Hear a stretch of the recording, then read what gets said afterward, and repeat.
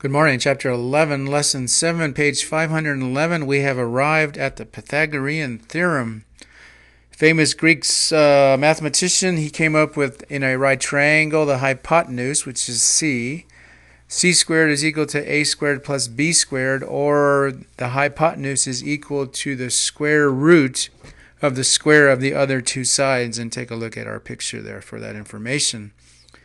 Number 9 starts off with something simple. It says a is 10, b is 24. Let's find this third side, the hypotenuse. So we're going to use our formula.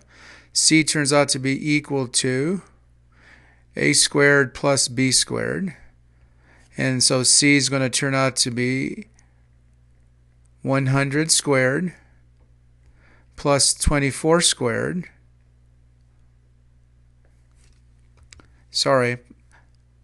10 squared. Let's get rid of that. I was a little ahead of myself there. So C turns out to be the square root of 100 plus, I think it's 576, which turns out to be the square root of 676, which if you use a calculator, turns out to be 26. So the third side turned out to be 26 in our triangle of sides 10, 24, and the third side was 26. Number 25 is a little more interesting. It says, let's think of some numbers who are consecutive in a right triangle, and maybe we can come up with what those numbers should be. Well, we know one side is x, the next one is going to have to be x plus 1, and we know that the hypotenuse, which is the longest side, has to be the last side, which is x plus 2.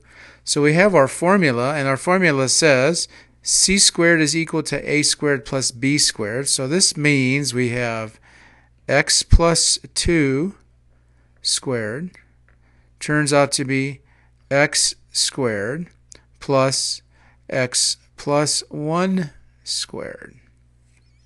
I'm doing it the algebraic way. Some people might guess and check, but this is kind of elegant, so let's keep going with this. We end up foiling the left side. We end up with x squared. Let me erase that. We end up with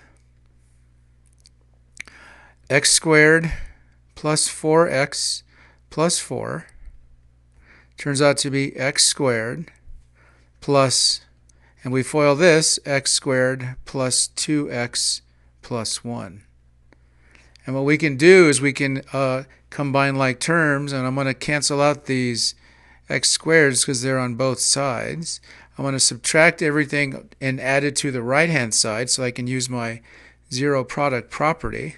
So I end up with 0, back to black. I end up with 0 is equal to x squared plus 2x plus 1 minus 4x minus 4. And I'm going to combine like terms, and this gives me x squared minus 2x minus 3. And we're going to just stare at that and remember how we factored that before. And we know that the factors for this turn out to be x minus 3 and x plus 1.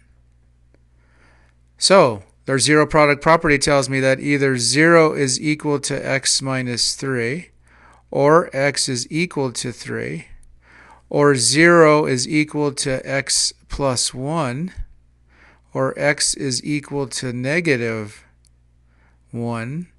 But in this triangle, we can't have negative distances, so we're going to have to discount this solution because we have to have real distances in our triangle.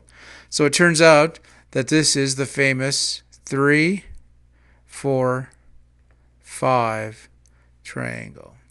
And if you look at it, 5 squared turns out to be equal to 3 squared plus 4 squared.